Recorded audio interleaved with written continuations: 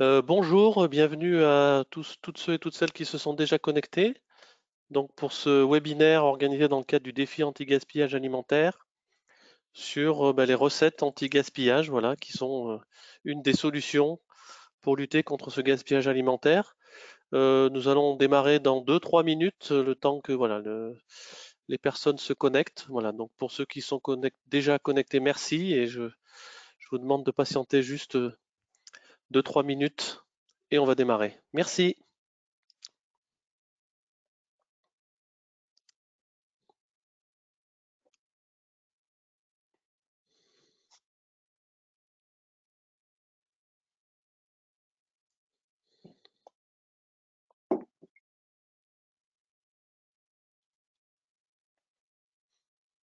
Alors je vais.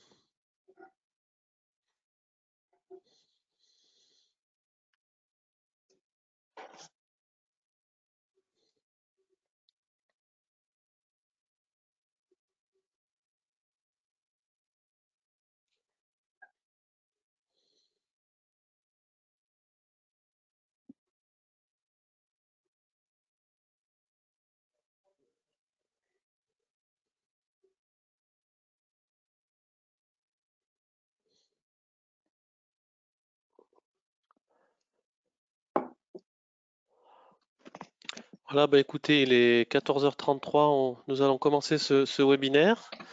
Merci déjà à toutes ceux et celles qui se sont connectés. Donc, je suis Denis Chazalet de la Chambre de commerce et d'industrie Lyon Métropole Saint-Étienne-Roanne. Donc, je vais animer ce webinaire. Voilà, donc ce webinaire, comme je le disais, qui est organisé dans le cadre d'une opération régionale qui s'appelle Optime Déchets, et plus précisément dans le cadre de cette opération régionale, d'un défi anti-gaspillage alimentaire que nous avons donc lancé en 2019. Voilà, donc pour lequel je ferai un petit rappel rapide. Optime Déchets est une opération régionale donc portée par les CCI Auvergne-Rhône-Alpes et soutenue par l'ADEME et le FEDER par l'intermédiaire de la région Auvergne-Rhône-Alpes.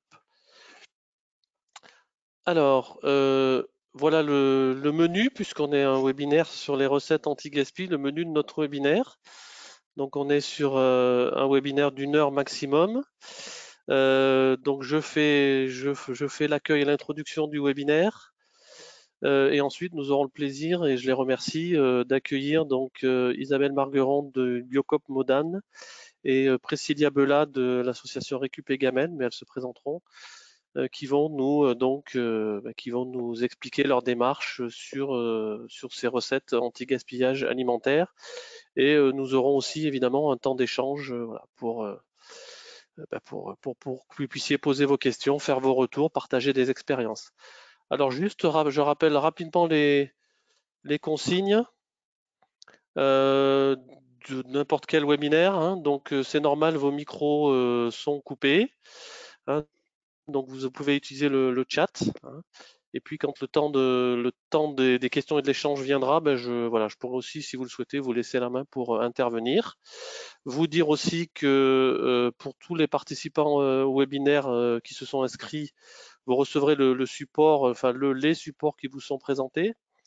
et que ce webinaire est filmé également et qui sera donc ensuite disponible en replay sur le site internet du défi anti-gaspi. Voilà, donc dans le cadre de notre défi, on a organisé plusieurs webinaires sur le don alimentaire, sur différentes thématiques, et c'était intéressant de traiter aussi ce sujet des recettes anti-gaspillage alimentaire qui sont une des solutions pour limiter ce gaspillage alimentaire et utiliser au mieux et souvent de manière originale les restes ou les invendus qu'on peut avoir. Voilà. Donc c'est ce qui va être illustré durant ce webinaire. Alors en introduction rapidement, pour vous rappeler le contexte, donc Optime Déchets, comme je vous le disais, c'est une opération régionale d'accompagnement des entreprises pour la prévention et une meilleure gestion des déchets sur Auvergne-Rhône-Alpes. Et donc, on a une offre à la carte, à la fois avec de la sensibilisation et de l'accompagnement individuel des entreprises pour vous aider dans la gestion de vos déchets. Donc, des webinaires comme ce qu'on fait aujourd'hui, des ateliers sur une demi-journée pour approfondir le sujet traité en webinaire, et puis possibilité de bénéficier de diagnostics déchets et puis aussi de prestations de conseils cofinancées par l'ADEME pour vous aider à aller plus loin sur cette thématique de la gestion des déchets. Voilà, donc ça dans le cadre notamment du partenariat régional qu'on a avec l'ADEME. Voilà, alors le défi en quelques mots pour replacer le contexte. Donc ce défi, comme je vous l'ai dit, il a été lancé fin 2019, donc auprès de 4 cibles d'entreprises. Les commerces alimentaires, les grandes et moyennes surfaces, les entreprises agroalimentaires et la restauration collective et publique et privée. Et d'ailleurs, Isabelle de Biocop Modane, qui intervient dans le cadre de ce webinaire, est une des candidates de notre défi anti-gaspillage Auvergne-Rhône-Alpes. Et donc, vous avez un site internet dédié, vous avez l'adresse. Voilà, et donc ce défi, comme je vous l'ai dit, a été lancé fin 2019 et il se termine là, début avril, on va dire. Et donc avec un événement de clôture qui aura lieu le 3 juin 2021, durant lequel on désignera des lauréats d'ailleurs du défi par catégorie, tel que je vous ai les présenté précédemment. Voilà, donc c'est dans le cadre de ce défi que s'inscrit ce webinaire, mais qui s'adresse évidemment aux candidats du défi, mais pas que, qui est élargi aussi à d'autres entreprises. Voilà, donc juste quelques mots pour replacer le contexte aussi du sujet du gaspillage alimentaire, qui est un sujet dont on parle beaucoup aujourd'hui. Donc, ce gaspillage, c'est toute cette nourriture qui est destinée à la consommation humaine et qui, aux différentes étapes, on le verra juste après, est perdue, jetée, voire dégradée. Et là, effectivement, l'utiliser en recette est une des solutions et ça représente quand même, vous le voyez, 10 millions de tonnes de produits qui partent chaque année à la poubelle en France. Donc, il y a un véritable enjeu de travailler sur ce gaspillage alimentaire. Voilà, donc je vous le disais tout au long de la chaîne, voilà, donc ça c'est des chiffres qu'on a, vous voyez, donc le gaspillage il se fait à plusieurs étapes, déjà au niveau de la production agricole, au niveau de la transformation, au niveau de la distribution et puis aussi évidemment au niveau du consommateur final. Voilà. Voilà, l'autre contexte fort, c'est aussi pour répondre justement à cet enjeu-là, une forte évolution réglementaire qui est en cours. Je ne vais pas détailler, mais là vous avez les principales étapes qui font qu'aujourd'hui, les acteurs de l'alimentaire, au sens large, depuis la production jusqu'à la distribution, jusqu'à la consommation, les acteurs de la restauration aussi, restauration privée, restauration collective, publique et privée, ont aujourd'hui des obligations de lutter contre ce gaspillage alimentaire. Voilà, donc ça passe par différentes mesures sur la durée, par exemple, la durée de consommation des aliments, sur la gestion des biodéchets. Voilà, donc et aujourd'hui, il y a un vrai mouvement qui s'est enclenché avec cette impulsion aussi réglementaire évidemment, et qui a été confirmé plus récemment l'année dernière dans le cadre de la loi sur l'économie circulaire, dite loi AGEC, voilà, qui a renforcé encore les obligations, notamment sur la partie biodéchets. Voilà. Bon, je m'étends pas plus, c'est pas l'objet de ce webinaire, c'était juste pour replacer rapidement le contexte. Et donc, je vais passer la parole à nos intervenantes, voilà, que je remercie à nouveau. Et on va commencer donc par le Biocop Modane. Hop. Bonjour à vous, donc je suis Isabelle Margueron. J'espère que vous me voyez bien parce que je vais vous faire travailler un peu aujourd'hui, hein. Donc, moi, je suis gérante d'un magasin Biocoop depuis 15 ans et j'ai décidé, en fait, pour réduire le gaspillage alimentaire, de créer un restaurant anti-gaspi. Donc, c'est vrai que ça s'y prête très bien parce qu'on a le magasin qui est juste en dessous, à l'étage inférieur. Et donc, on récupère tous les légumes un peu moches ou abîmés et qu'on retravaille. Et on essaie de les valoriser du mieux qu'on peut, que ce soit beau et bon, les deux. Voilà. Donc, aujourd'hui, je vais vous faire visiter ma cuisine quand même, pour vous Oui, rendre s'il vous compte plaît, un peu hein, de parce que l'ambiance. c'est voilà, hein. Là Donc, vous ça, c'est êtes le en restaurant. direct. On a une cuisine ouverte, puisqu'on fait des ateliers cuisine tous les mois. Bon, hélas, à cause du Covid, eh ben, on peut pas. Mais on en fait sur différents sujets, que ce soit sur les légumineuses, manger végétarien, sans gluten et autres. Voilà. Donc aujourd'hui, je vais vous présenter en fait quelques ingrédients. Et avec ces quelques ingrédients, on va essayer de faire 2 recettes. Alors juste Isabelle, quand même, signaler que c'est quand même une démarche, enfin, qui est assez unique, hein, je pense quand même, enfin, d'avoir comme ça associé un magasin donc de vente, un commerce alimentaire, avec immédiatement donc là juste au-dessus, effectivement, une cuisine liée ben, à votre activité aussi de commerce alimentaire. Tout à fait. C'est vrai que c'est un peu innovant, mais je pense que ça, j'ai bien l'impression que ça va se développer. Parce que ça s'y prête très bien. On a tout ce qu'il faut sur place. Et bon, on fait un gros travail en fait de repérage, disons, des dates courtes pour nous permettre d'utiliser les produits avant qu'ils arrivent à date, surtout dans le frais. Et puis après, ben, on fait un gros travail de tri dans les fruits et légumes. Voilà, ça c'est vraiment notre dada. Alors, on ne fait pas que du végétarien, on fait de temps en temps de la viande. Aujourd'hui, on a fait un couscous au poulet, donc voilà, il y en a quand même de temps en temps. Mais on essaye d'ouvrir nos clients avec à du véggie, voilà, et du bon véggie. Voilà. Donc aujourd'hui, je vous ai préparé la première recette. C'est une recette donc d'aquafaba. Je ne sais pas si vous connaissez le terme. Je vais utiliser en fait l'eau de cuisson en fait des haricots, des légumineuses, et je vais le monter comme un blanc en neige. Je ne vais pas utiliser d'œuf et je vais l'incorporer en fait à du chocolat et on va avoir une mousse au chocolat incroyable. Vous allez voir ça. Et D'accord. avec les haricots, parce que je vais faire une recette avec 2 choses, donc avec ma petite boîte d'haricots, on va faire et la mousse au chocolat et la deuxième recette, c'est un houmous aux haricots rouges. Voilà. Alors, je vais déjà vous faire voir les petits ingrédients. Donc, il faut une plaque de chocolat. Je fais un peu de pub, hein, mais une plaque de chocolat dessert. Et donc, on va récupérer le jus de cuisson des haricots. Alors, vous pouvez très bien utiliser les pois chiches, les haricots blancs, les lingots, ce que vous voulez. Ça marche toujours. Donc, je vais juste récupérer le jus en le filtrant tout simplement. Alors, moi, les haricots sont déjà cuits. Mais vous n'êtes pas obligé, vous pouvez très bien cuire vos pois chiches la veille en les entrempant et récupérer le jus de cuisson. C'est la même chose. Donc voilà, donc je récupère le jus.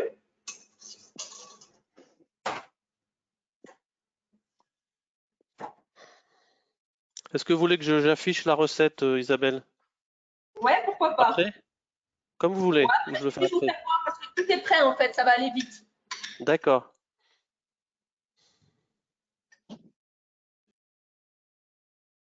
On est en direct, hein. Vous voyez, là, on peut pas faire plus direct, hein. La musique là, mais bon, Hein. on va quand même le faire. Voilà. Donc je filtre. Donc là, vous avez les haricots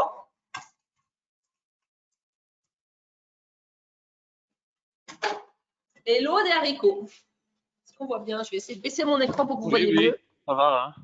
Voilà. Donc c'est rose. Vous Oui. voyez, c'est un jus rose. Donc c'est intéressant ce jus. On pourrait très bien en faire par exemple des meringues roses. Voilà. Avec les pois chiches, c'est moins sympa parce que c'est blanc, mais c'est possible aussi. Il faut imaginer en fait que ce jus de cuisson, c'est la même chose que les blancs d'œufs. Et mélangé au chocolat, ça n'aura pas du tout le goût des haricots, on est bien d'accord, hein. Voilà.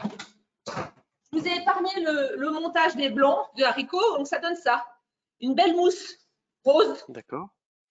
Voilà.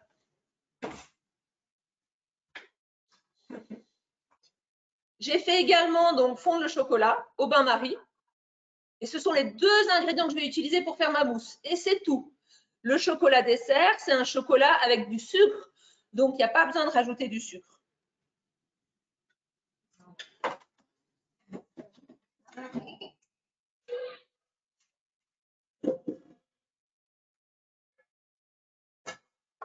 Donc, je vais incorporer donc, mon chocolat.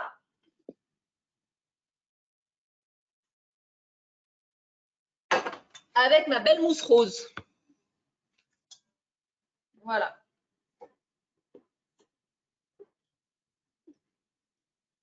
Est-ce que vous voyez bien?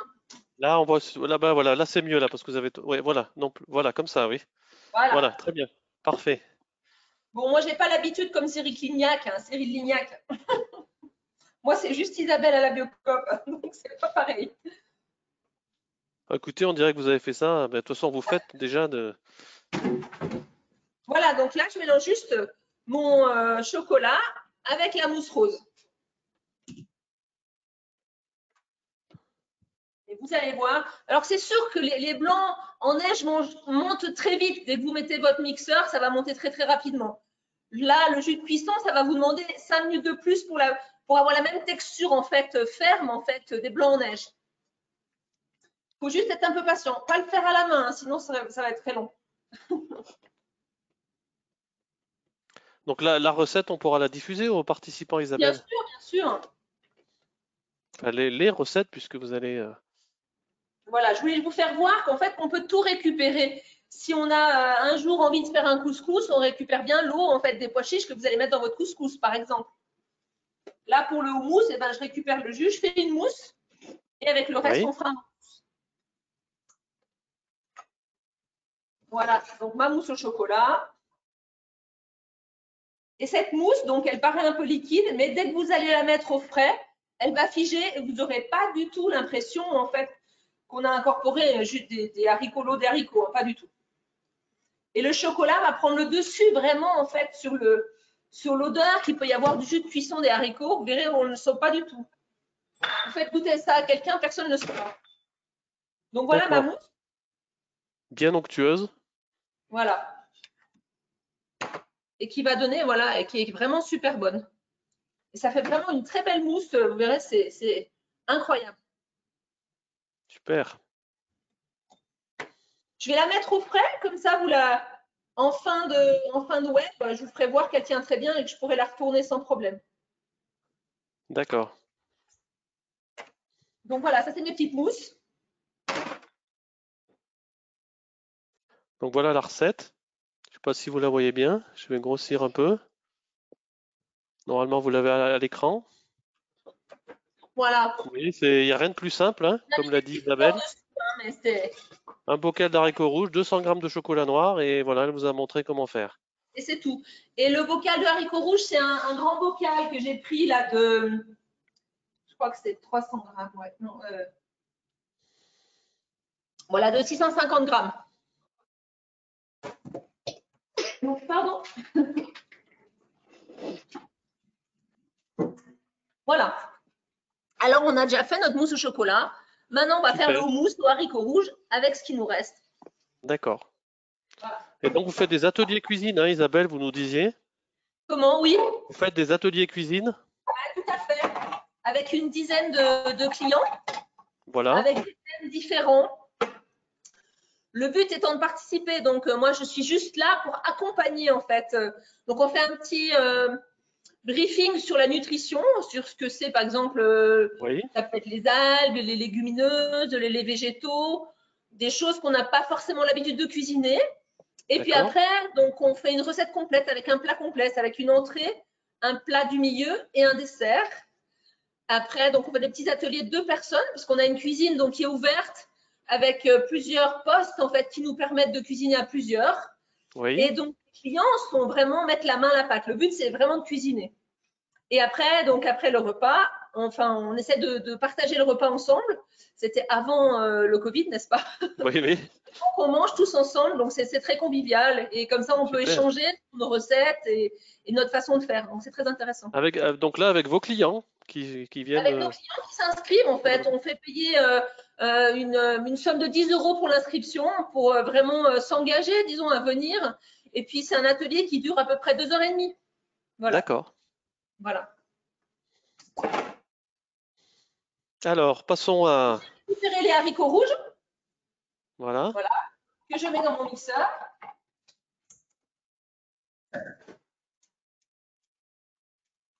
Rien ne se perd, rien ne se crée, tout se transforme. Tout ensemble. Et j'ajoute en fait 2 betteraves pour le goût, hein. D'accord. Voilà. Je vous ai mis aussi.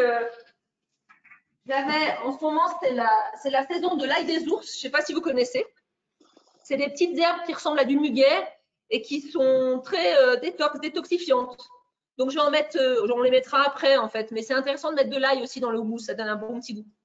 Et ça, on en trouve dans le Et ben, on commerce. en trouve maintenant jusqu'à à peu près 1600 mètres d'altitude, dans les sous-bois, dans les endroits un peu D'accord. ombragés avec de l'humidité. Vous ne pouvez pas vous tromper, c'est vraiment la feuille qui ressemble à du muguet et qui a vraiment une odeur d'ail.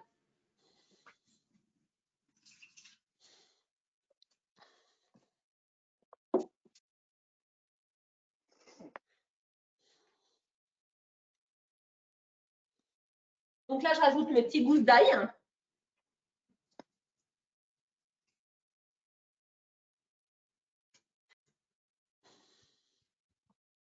Donc là, c'est le houmous betterave haricots rouges, hein. Betterave haricots rouges, hein. Donc je vais mettre un peu de sel, un peu de poivre,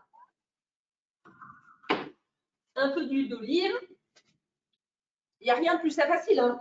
Vous m'avez donné que 15 minutes, hein, je peux pas. Ah ben oui. Ah non, mais c'est même exceptionnel ce que vous faites là, hein.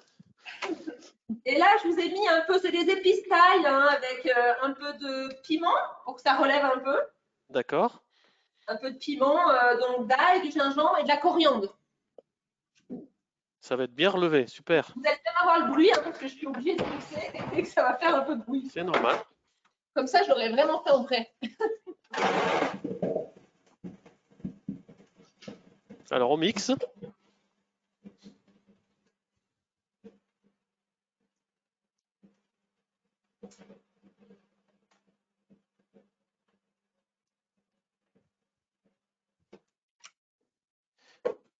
Et vous Et faites voilà, aussi et des ça va préparations que vous revendez aussi dans votre magasin ensuite? plus foncé grâce à la betterave. Vous avez un D'accord. super goût. C'est une belle couleur, hein? Donc, comme quoi, avec peu d'ingrédients, on peut faire plein de choses.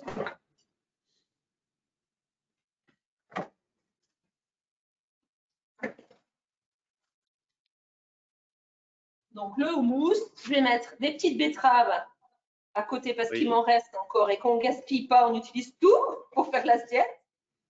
Donc, pour une entrée, c'est très sympa. Voilà. Hop.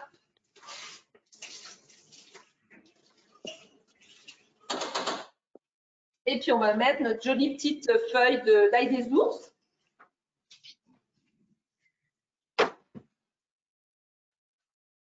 Si vous pouvez baisser un tout petit peu la caméra qu'on voit là ce que vous êtes en train de. Et voilà. Est-ce qu'on l'a Ah vu? voilà. Super. Voilà, donc l'ail des ours, le houmous avec les haricots rouges et la petite betterave qui me restait que j'ai rajoutée. Et vous avez une entrée. Et j'ai pas mis longtemps, hein. Là, vous m'avez laissé. Là, je suis dans les temps en plus, hein. Ah oui, vous êtes parfaitement dans les temps. Super. Là, dans nos petits, parce que nous, on a un concept bocal, parce que là aussi, on est allé encore plus loin dans l'anti-gaspi. On a voulu absolument utiliser des bocaux, des matières nobles, donc le verre. Donc là, sur la photo que vous avez, donc c'est un houmous dans un petit bocal salade. Et Voilà, on je a la mis montre là. Je la montre. donc nos bocaux sont consignés, les gens payent 2 euros, ils emmènent leur plat, ils mangent leur plat, ils dégustent leur plat et quand ils ont le temps, ils reviennent et on leur rembourse en fait la consigne de 2 euros. Voilà. Voilà. Donc ça, c'est les salades, mais on a aussi les plats du jour, par exemple. Je vais vous faire voir.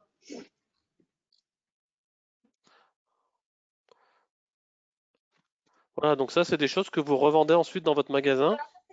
Les plats du jour, je vais vous faire voir. Ouais, Voilà, nos plats du jour qui sont voilà comme ça, avec un petit couvercle. d'accord. Avec un petit couvercle en bambou qu'on met dessus. Ah ouais. Voilà, Donc là, pour la vente à emporter à midi ou... exactement. Voilà. Et on fait D'accord. la même chose et ben, dans nos petits bocaux dessert que je vous ai fait voir tout à l'heure pour la mousse au Oui, chocolat. Voilà. On fait à peu près 120 repas par semaine. d'accord. Avec, donc là aussi, je décide le matin en fonction des légumes moches que je vais avoir, que mes collègues vont me donner en fait en bas au magasin. Voilà. Donc je ne sais jamais à l'avance quel plat je vais faire. Donc ça demande un peu plus de créativité et un peu plus d'adaptabilité parce que forcément, je ne suis pas comme un chef qui va dire j'ai besoin de ça, ça, ça, ça comme ingrédient. C'est un peu différent le concept. Voilà. Super. Et donc, vous utilisez principalement les fruits et légumes, là. Fruits et légumes, on achète très très peu de fruits et légumes. On récupère tout ce qu'il y a du magasin. Et après, D'accord. je rajoute de l'oignon, de l'ail, de l'huile d'olive. Voilà, ce sont mes achats. Des céréales s'il y a besoin, parce qu'on fait des repas complets quand même, hein. À midi, Hmm, pour vous dire, on a fait un couscous au poulet. Ben voilà, on avait du poulet qui arrivait à date demain. On l'a récupéré aujourd'hui pour pouvoir le cuisiner. Voilà. d'accord. Et les légumes, des carottes, des navets, tous les légumes de saison évidemment. Ouais. Voilà. Et je rajoute s'il y a besoin de rajouter pour avoir. On fait une vingtaine de plats, donc il faut par jour, donc il faut voilà pouvoir en faire une vingtaine. Super. Voilà. Et puis Et on essaye. en temps normal, hors crise sanitaire, les gens peuvent manger sur place ou pas? Non, pas du tout. On fait que de la emporter. D'accord. C'est Voilà. emporté, hein? Voilà. Ouais, ouais, c'est uniquement emporté. C'est pour ça que notre D'accord. concept, il a été créé. Donc là, le restaurant allait avoir 4 ans le 15 mars, hein. Nous, on a fait ça bien. On a été confinés le 15 mars. Nous, on a commencé le 15 mars. D'accord. Voilà.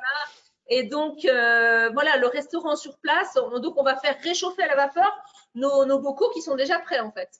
Oui. Et on a une Ok. DLC de 4 jours, mais bon, on ne les tient pas, hein. Au bout de 2 jours, Hmm, on est obligé de tout refaire. Donc voilà. Voilà.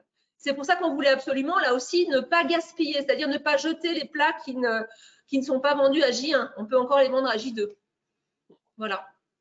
ok. Donc notre concept, c'était vraiment organisé pour lutter contre ce gaspillage alimentaire. Vraiment. Oui. Voilà. C'est un bel exemple, hein, très innovant. C'est très compliqué. Le plus difficile, c'est de s'adapter à ce qu'on a tous les jours et de faire quelque chose de bon avec des légumes qui sont vraiment pas forcément sympas, quoi. Hmm. Mais voilà, là, depuis pas très longtemps, j'ai une jeune cuisinière qui est avec moi et qui fait du design culinaire. Donc, on travaille beaucoup sur la présentation et Ah oui. voilà, c'est vraiment chouette. On essaie de monter en compétence en fait notre concept. Voilà. Parce que moi, je suis pas du tout issue de la cuisine. Moi, je suis infirmière et naturopathe, donc rien à voir. Mais Comme quoi. voilà, il faut tous ces éléments en fait pour arriver là aujourd'hui. Voilà. D'accord. Écoutez, bah, de Merci toute beaucoup. façon, super. Vous avez en un temps record, vous avez préparé deux recettes, hein, vraiment bravo. Et de toute façon, il y aura le temps d'échange aussi. Voilà. Avec plaisir. Bah, merci beaucoup. Je vais passer la parole donc à Priscilla Bela de l'association Récup les Gamelles, mais je vais le laisser se présenter. Donc, je vais mettre votre support, hein, puis vous me Oui, direz au fur et à mesure, et puis ensuite on aura le temps d'échange et on pourra voir si les mousses au chocolat ont bien commencé Les mettre au à frais. prendre. Voilà. Allez, eh voilà. bien, Donc, bonjour à tous. Je suis Pressia Bella, je suis l'une des fondatrices de l'association Récup et Gamelle. Donc, pour vous présenter rapidement notre association, c'est une association lyonnaise qui existe depuis 2014 est-ce que vous pouvez passer la slide, s'il vous plaît? voilà. Et qui a donc pour objectif de lutter contre le gaspillage alimentaire en menant des actions de terrain. En fait, donc on a lutter contre le gaspillage alimentaire et promouvoir une alimentation durable, saine, zéro déchet, et on rajoute de plus en plus en ce moment accessible à tous. Tout en faisant des actions de terrain. Donc, c'est de l'animation par l'action. Donc, je vais un peu plus vous détailler sur la slide d'après quel type d'action on mène au quotidien. Donc, au niveau opérationnel, on est installé dans le 8e arrondissement de Lyon. Donc, on a des locaux avec une cuisine. Donc, je ne pourrais pas vous montrer aujourd'hui, malheureusement, comme Isabelle, la cuisine, puisqu'il y a du monde en cuisine en ce moment. Ils sont en train de faire une activité justement de bocalerie, de transformation. Donc, on a une activité de collecte d'invendus. Toutes les semaines, on va collecter 2 ou 3 fois par semaine auprès de partenaires. Donc, on a des partenaires, ce sont des magasins, donc un peu comme Isabelle peut-être le faisait déjà avant. On va récupérer dans des biocoop où on a le marché bio de botanique. On a sélectionné que des magasins bio parce que c'est important pour nous, vu qu'on parle d'alimentation durable. Forcément, on a décidé à un moment donné de pouvoir sélectionner nos produits. Donc, ça nous paraissait intéressant et normal de partir sur des aliments bio.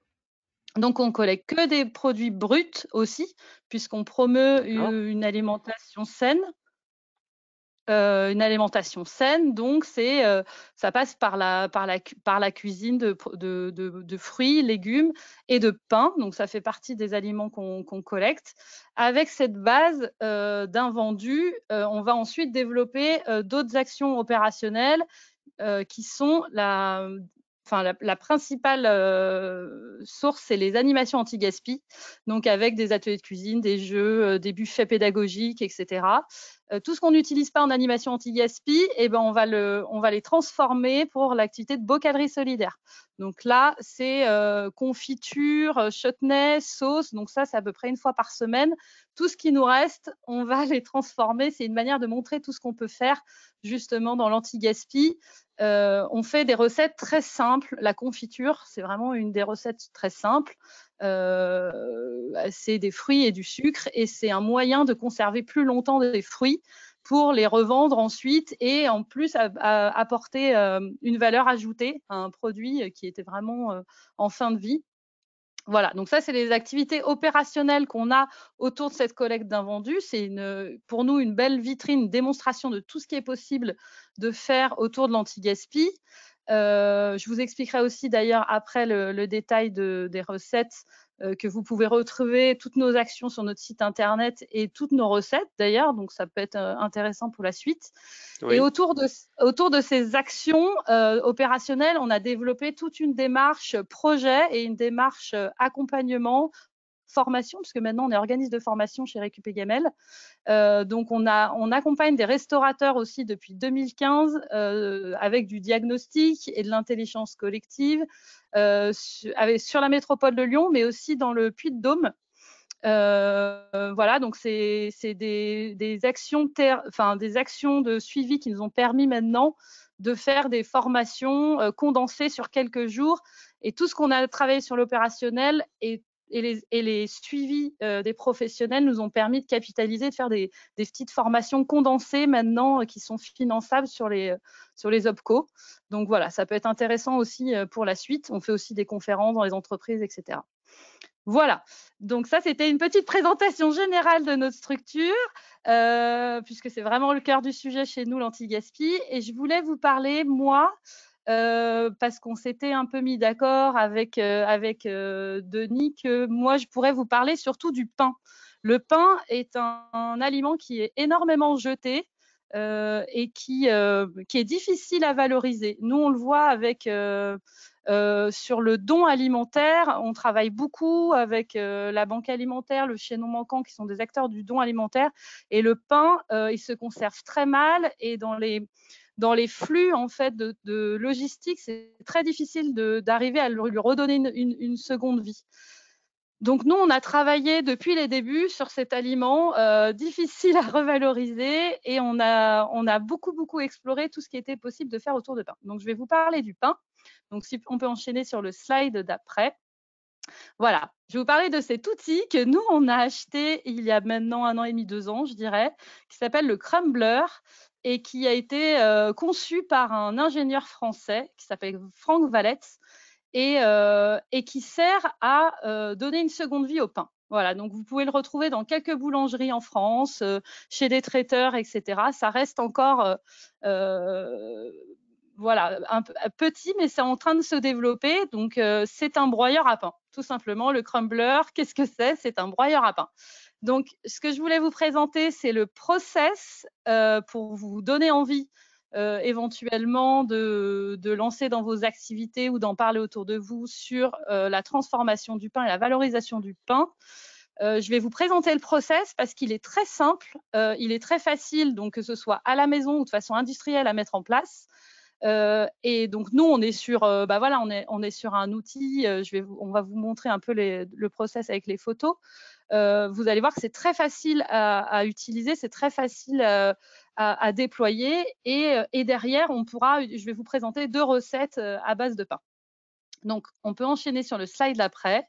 Le process pour valoriser le pain. Donc nous, d'abord, on va collecter le pain, hein, comme je disais, auprès de nos partenaires.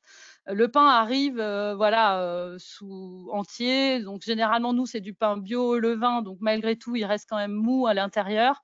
On le conserve dans des gros sacs Kraft. Donc voilà, s'il est mou, c'est quand même plus facile à trancher. Donc on va le découper tout simplement avec, là, nous, on a des trancheuses à la main, mais on peut avoir une trancheuse de boulangerie. Ça fait partie des équipements qu'on va avoir sur notre futur local, notamment. Donc, on découpe le pain en petits morceaux. Slide d'après. On fait griller le pain au four. Donc là, c'est généralement une trentaine de minutes à 100 degrés. Voilà, tout simplement. On le fait sécher, en fait, pour plus qu'il y ait d'eau dedans. Slide d'après. Voilà.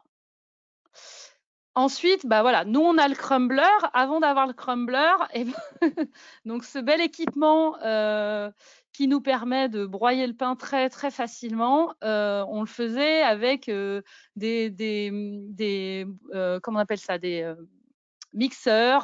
Voilà, on a des mixeurs pro, mais bon, on a quand même passé pas mal de mixeurs voilà, on a perdu beaucoup de mixeurs à vouloir broyer du pain. Donc, on s'est décidé à investir dans ce matériel et on est très, très, très content parce que il fonctionne très bien, il est très rapide et il ne s'abîme pas. Et si jamais, on peut même changer des pièces, etc. Donc, il est très efficient. Donc, on prépare le crumbler, on le met en route. Nous, on a donc dans les seaux, nous, parce que vu qu'on travaille en 0 déchet, on stocke tout dans des gros bacs alimentaires. Donc, les morceaux de pain sont dans un bac. Et ce qu'on voit en dessous, c'est le bac qui va réceptionner la chapelure à la fin. Donc, on passe le slide d'après. Voilà, donc on met les morceaux dans le haut, dans le crumbler. Voilà, tout simplement. Et ensuite, c'est le crumbler qu'on voit en dessous qui transforme le pain immédiatement en chapelure. Slide d'après. Voilà. Donc ça, c'est le résultat. Ça nous fait. Alors, on peut régler.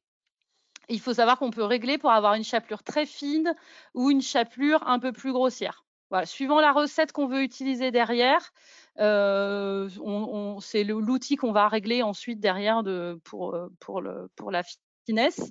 Et nous, on le stocke ensuite jusqu'à 6 mois dans les bacs comme ça. C'est ça le point important. 6 mois, ça se conserve 6 mois. Voilà, c'est ça le point important, c'est que du pain qui se jetait dans les 2-3 jours et qui ne pouvait plus avoir d'autre vie que de éventuellement aller à l'agriculture, et encore c'est dans le meilleur des cas parce que bien souvent il est jeté. Là, on se retrouve avec une matière qui va pouvoir être utilisée 6 mois ensuite. Voilà. Donc ça, c'est le gros atout. Et ce que je vais vous présenter ensuite sur la slide d'après. Donc voilà, c'est une de nos recettes phares. Donc je ne vais pas faire comme Isabelle, vous me faire une démonstration de la recette. Voilà, donc vous la retrouvez sur notre site internet www.récupégamel.fr. Vous avez toutes nos recettes, dont la recette des pancakes. Donc la recette des pancakes, c'est vraiment très facile à faire. Donc je vais juste vous expliquer ce qu'il y a dedans pour vous montrer que c'est vraiment très simple. C'est juste votre chapelure. avec les ingrédients habituels pour faire des pancakes. Donc, on a un peu de levure ou un peu de bicarbonate, des œufs, du lait végétal quand on préfère, un peu d'huile ou de beurre pour une matière grasse. Et alors, la particularité de la chapelure par rapport à une farine, c'est qu'elle va gonfler. Voilà, donc il faut la laisser reposer peut-être quelques instants pour avoir vraiment la texture finale de votre pâte. Mais sinon, c'est exactement pareil. La chapelure de pain se travaille de façon semblable à une farine. Et du coup, quand on goûte les pancakes ou toutes les recettes que nous, on élabore à la base de pain, on a l'impression d'avoir un goût un peu pané, grillé, comme du pain perdu en fait. Ça rajoute une saveur particulière à nos préparations. Donc là, je vous parle de la recette de pancakes, mais nous, on fait aussi des pâtes à tarte, on fait des biscuits, on fait des financiers, on fait des croquants, on fait tout un tas de recettes plus créatives les unes que les autres avec cette chapelure. C'est vraiment très, très intéressant. J'ai même rencontré un boulanger quand je suis allée visiter le crumbler avant de l'acheter à Paris. Et lui, il refaisait même son pain avec les pains de la semaine passée. Ah, il On faisait du reboucle la pain. boucle. Voilà, exactement. Il avait un pain qu'il a appelé le Phénix, qui Ah oui. renaît de ses cendres, voilà. Et donc, c'était avec tous les restes de la semaine passée. Il mettait même ses croissants, tout ce qu'il avait, enfin, qui n'avait pas forcément des ingrédients dedans, mais il passait tout dans son crumbler et il refaisait son pain, le Phénix, qui était très bon. Il avait même des clients qui revenaient juste pour acheter le Phénix parce qu'il avait un goût très particulier, une saveur un petit peu voilà, grillée, voilà, qui est très particulière. Donc, je vous conseille d'essayer des recettes à base de pain. C'est très, très intéressant et il y a plein de choses à faire. Je voulais vous parler d'une autre recette, il me reste encore un petit peu de temps. Oui, Voilà, la pas de dernière souci. slide. Et donc ça, c'est une recette, c'est une des premières qu'on a développées quand on a créé Récup et Gamelle. C'est vraiment la recette la plus facile, accessible à tous parce qu'elle nécessite pas d'avoir un crumbler à la maison ou même de casser son mixeur pour pouvoir faire sa propre chapelure. En fait, c'est quand vous avez du pain à la maison que vous n'arrivez pas à passer, donc là, c'est vraiment au-delà d'un process qui peut être professionnel, c'est vraiment c'est accessible à tous.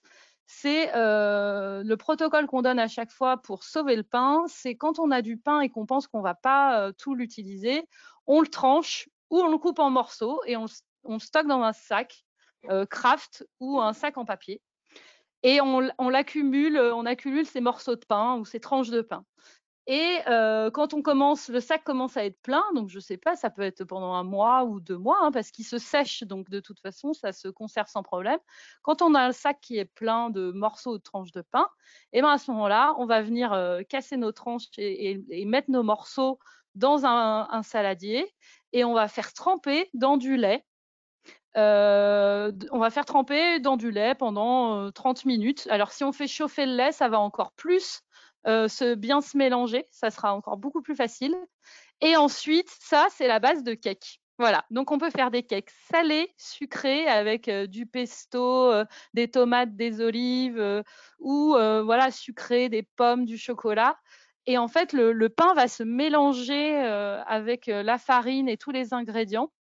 Et ça ressemble, enfin, c'est très proche de historiquement le pudding, mais nous on rajoute quand même, on va rajouter quand même de la levure, des œufs, du lait, etc. pour qu'il soit quand même plus moelleux. Voilà, donc ça fait un cake qui est quand même très moelleux. Et ça, D'accord. pour le coup, voilà, il n'y a pas besoin de matériel spécifique, c'est très facile à réaliser. Donc c'est pour ça que je voulais quand même vous présenter Oui. cette deuxième recette. Voilà.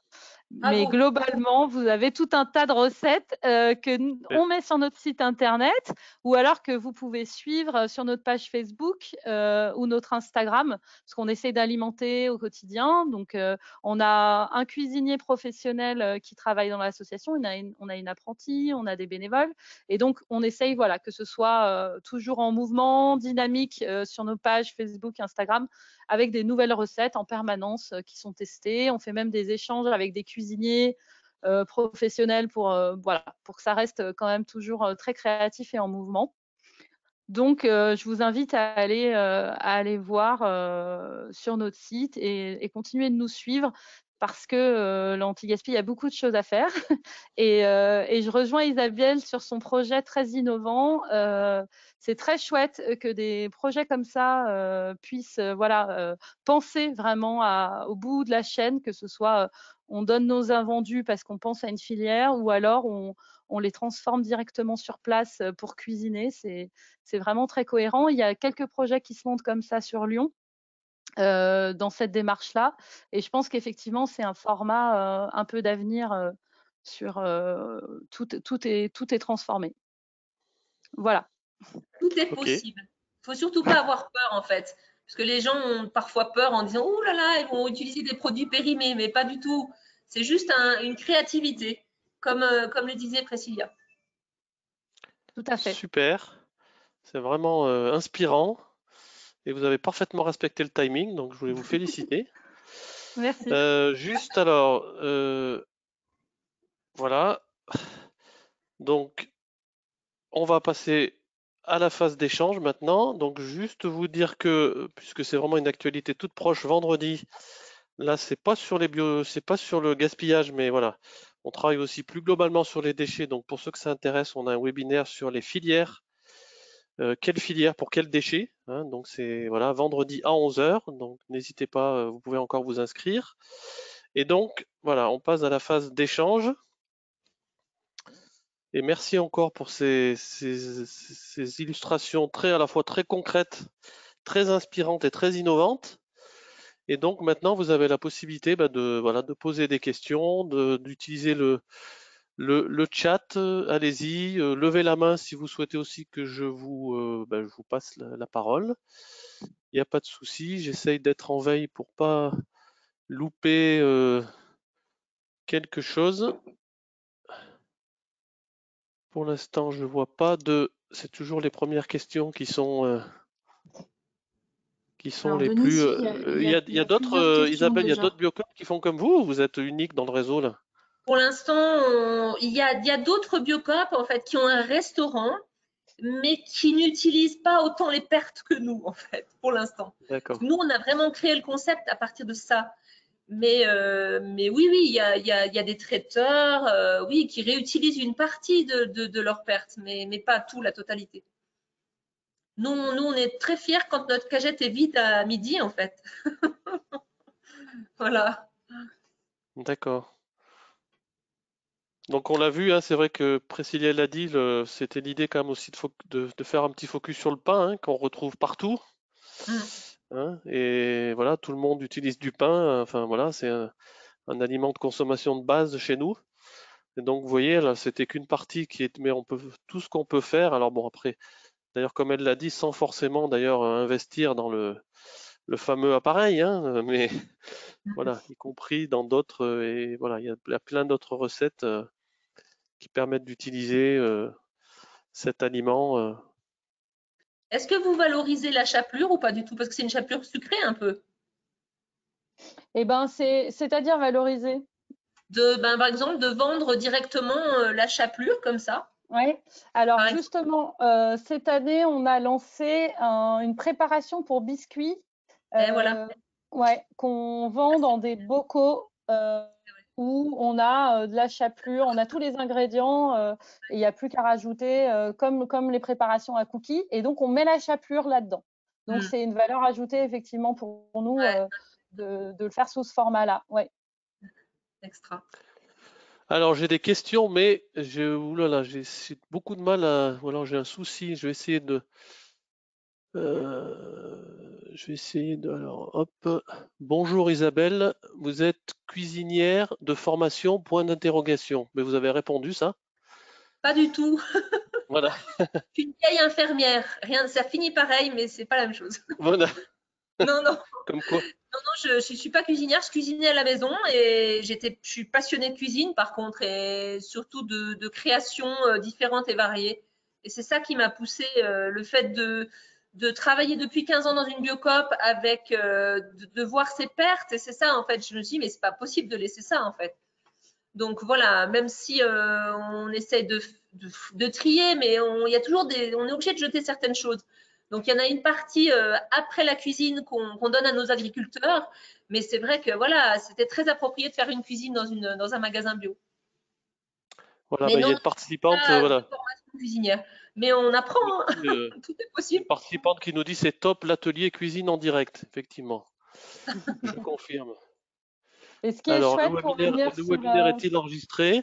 Ah, il y avait une oui. question sur la quantité. Quelle quantité de jus pour Et ben Isabelle? là, donc, je vous avais amené un bocal j'avais dit de 650 grammes. Le bocal est de 650 grammes. Donc, le jus, ça fait à peu près, je sais pas, ça doit faire un peu moins de 100 millilitres.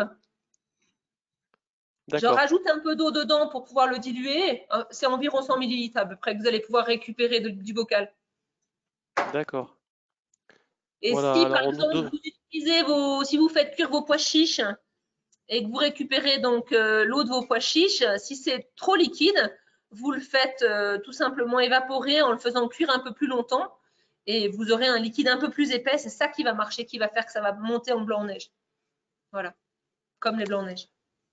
Alors, on nous demande aussi, mais ça, je crois que voilà, est-ce qu'on pourra avoir les recettes en version écrite? Alors, en tout cas, moi, comme je l'ai dit, donc les supports seront diffusés, donc y compris ben, les deux recettes que nous a faites Isabelle et puis donc ce que nous a présenté Priscilla pour Récupé Gamelle. Et Priscilla a précisé aussi que sur leur site internet, hein, c'est ça, vous Mhm, avez tout à fait. voilà des recettes aussi accessibles en ligne, hein, c'est ça? Oui, oui.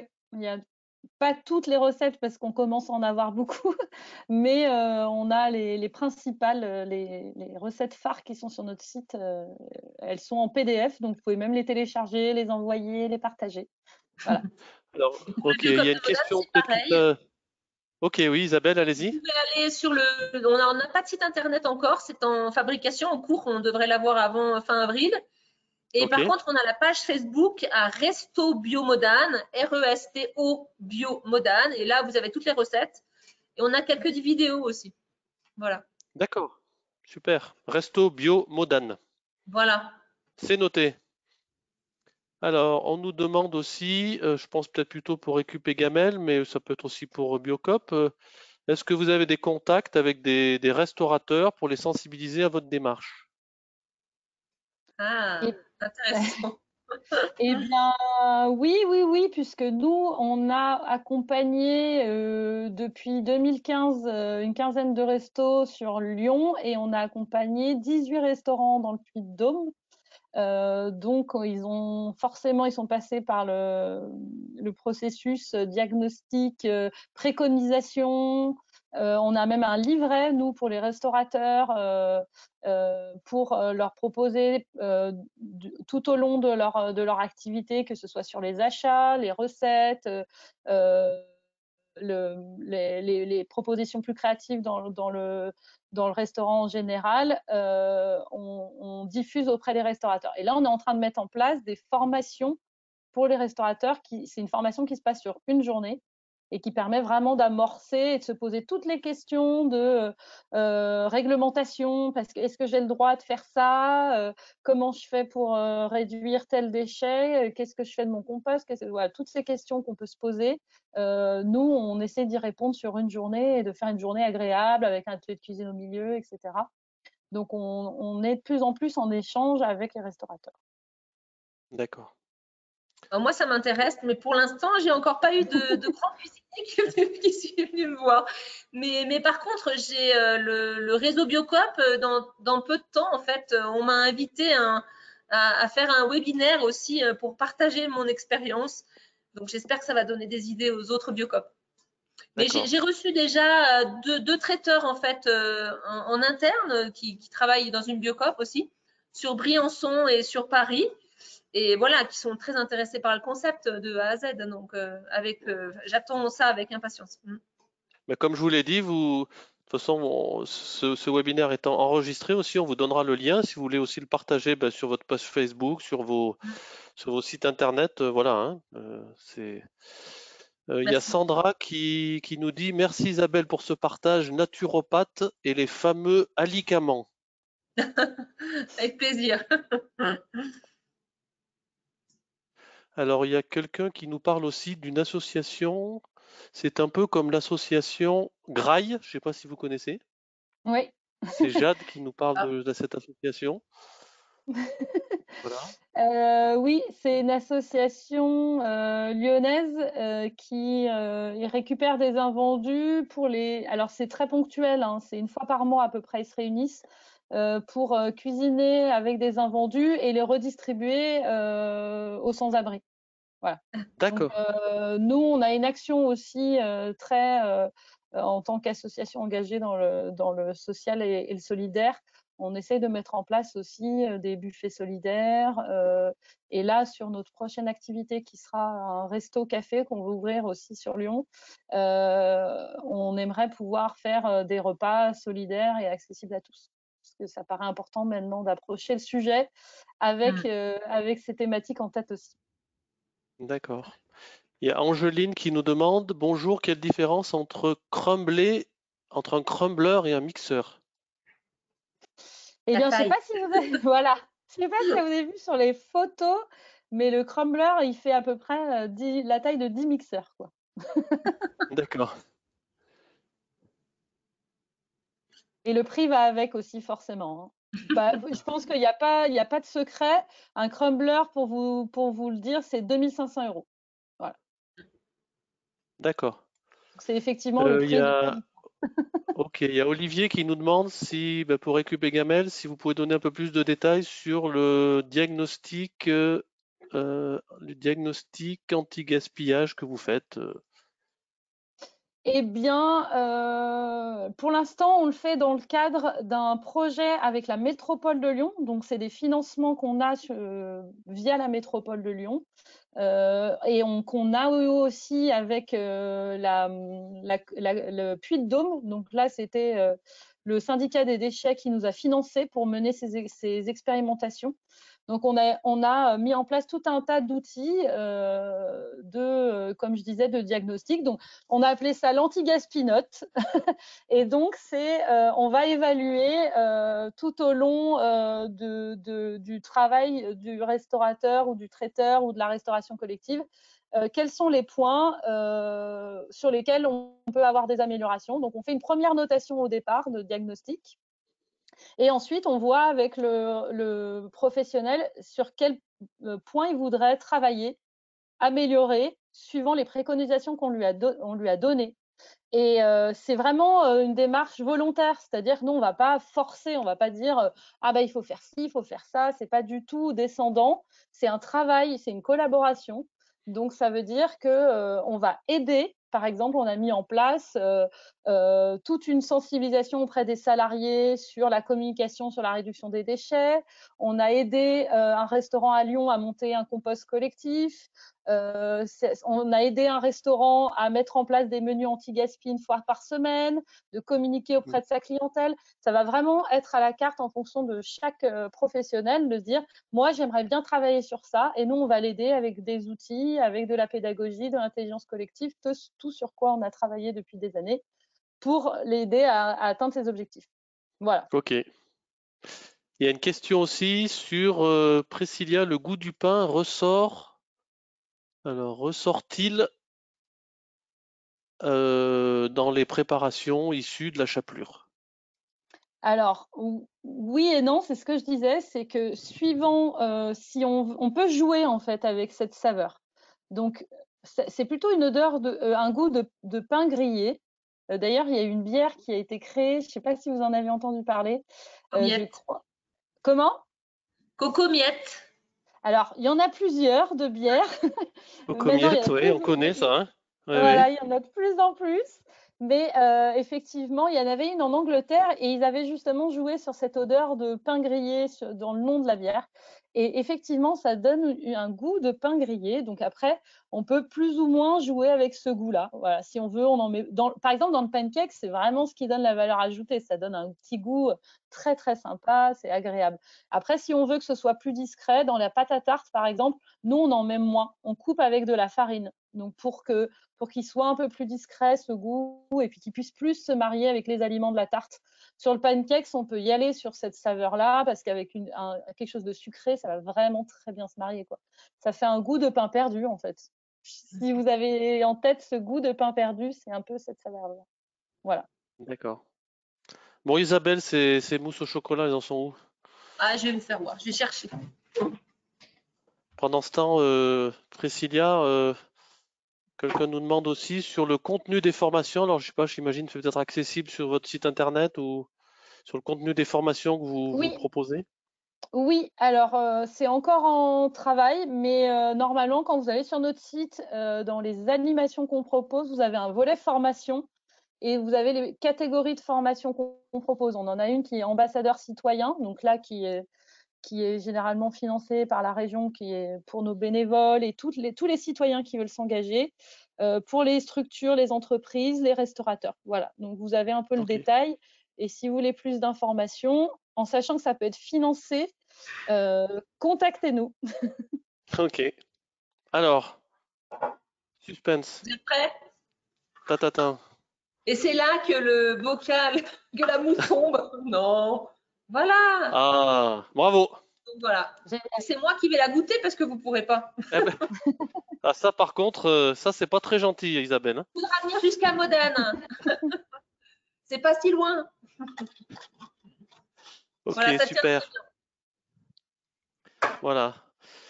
Bah écoutez, je vois pas d'autres et en plus on est tout à fait dans le timing, il est 15h30. Parfait, vraiment bravo. Enfin, c'était passionnant. Vous êtes passionné, donc c'était passionnant. Merci Voilà à ce que je voulais vous dire. Merci. Et c'était vraiment inspirant dans le sens. Et moi, ce que j'ai apprécié aussi la simplicité, voilà, parce que voilà, des recettes aussi très simples. Enfin, on l'a vu Isabelle qui nous a fait ces recettes là en un tour de main dans le timing et Priscilla sur le pain aussi. On voit des choses très très simples à mettre en œuvre. Hein, et c'est voilà, il n'y a pas besoin d'être un chef 3 étoiles pour voilà en utiliser devenir. au mieux. Comment?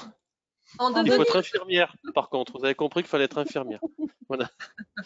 Mais en tout cas, voilà, ce sont vraiment des pistes intéressantes hein, sur ce sujet du gaspillage alimentaire. Donc, merci à nouveau à nos deux intervenantes et merci Merci à pour l'invitation. tous nos Merci. participants qui nous ont suivis durant ce webinaire. Et à bientôt pour de nouvelles aventures dans le cadre de notre défi anti-gaspillage. Merci, bonne fin de Merci. journée. Au revoir. Merci beaucoup. Au revoir. Merci, au revoir.